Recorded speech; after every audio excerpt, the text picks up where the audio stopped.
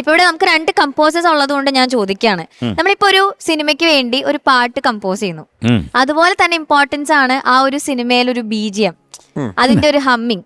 അത് ആ ഒരു സീൻ എൻഹാൻസ് ചെയ്യാൻ വേണ്ടിയാണല്ലോ നമ്മൾ അങ്ങനെ അത്തരം കാര്യങ്ങൾ ചെയ്യുന്നത്. അപ്പൊ നിങ്ങൾ കമ്പോസ് ചെയ്യുന്ന സമയം അതിനുള്ള ഇമ്പോർട്ടൻസ് ഒക്കെ എങ്ങനെ ഈ ഹമ്മിങ്ങിന് കൊടുക്കുന്നത്, പാട്ടല്ലാതെ? അതാ സീനിനെ എൻഹാൻസ് ചെയ്യാൻ ആവശ്യമുണ്ടെങ്കിൽ, അല്ല ചുമ്മാ എന്ത് സംഭവിച്ചാലും ഇവിടെ ഒരു ഹമ്മിങ് അങ്ങനല്ല. അത് ആ ഒരു സീക്വൻസിന് ആവശ്യമാണെങ്കിൽ നമ്മളത് യൂസ് ചെയ്തിട്ടുണ്ട്.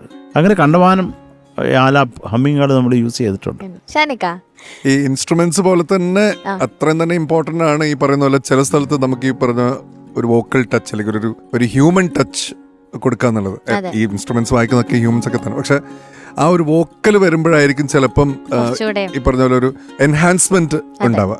പക്ഷെ എന്ന് വെച്ചാൽ അത് കണ്ടമാനം ഇട്ട് കഴിഞ്ഞാൽ അതിന്റെ ഒരു വില പോകും താനും. ഇപ്പൊ എനിക്ക് പെട്ടെന്ന് ഓർമ്മയുണ്ട്, തട്ടത്തില് ഈ ആയിഷ ഈ ലെറ്റർ വെച്ചിട്ട് പോകുന്നുണ്ട് ബൈക്കിൽ.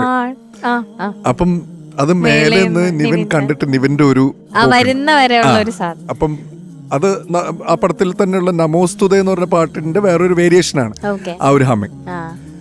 അത് ഇൻസ്ട്രുമെന്റിൽ വായിച്ചാൽ അത് ശരിയാവില്ല. എന്താ സെമൻസിന്റെ വിക്കറ്റ് എടുത്ത ശ്രീശാന്തിനെ പോലെ ഞാൻ എന്തൊക്കെയോ കാട്ടിക്കൂട്ടി എന്ന് പറയുന്ന ആ സീനിൽ അത് അങ്ങനെ ഒരു ഹമ്മിങ് വേണം എന്ന് തോന്നി. ഒരു ഇൻസ്ട്രുമെന്റിന് ആ ഒരു വോക്കലിനെ റിപ്ലേസ് ചെയ്യാൻ പറ്റില്ല.